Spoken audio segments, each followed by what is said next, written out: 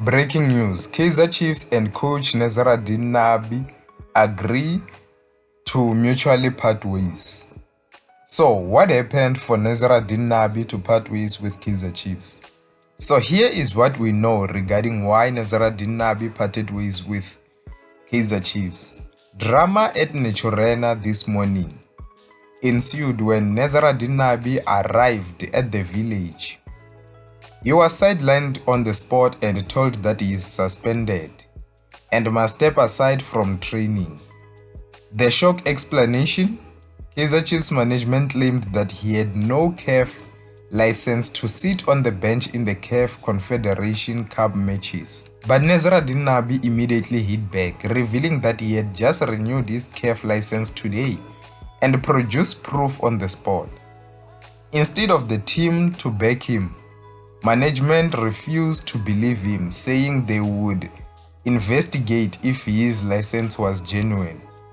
For Nabi, this was nothing short of sabotage from within, a complete breakdown of trust. He argued, "If I didn't have a CAF license, how did I manage younger Africans in the CAF Confederations Cup final?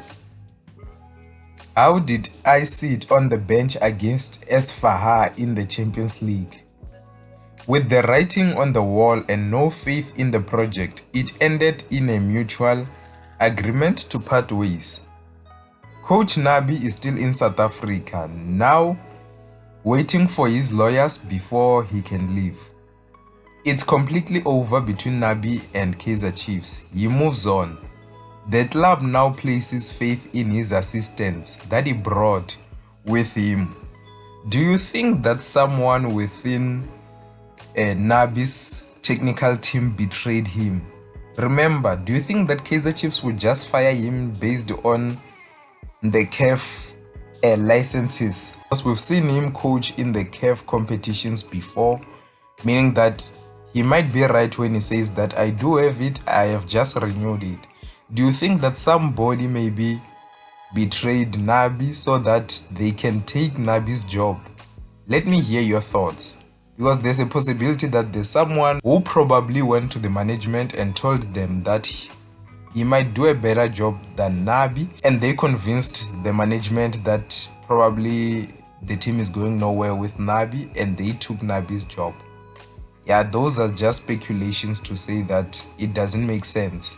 Or do you think that the loss against Kukune United, was it enough for Kaizer Chiefs to lose faith in Nabi? Remember, we saw that Kaizer Chiefs were playing very well while Nabi was away due to his family emergency.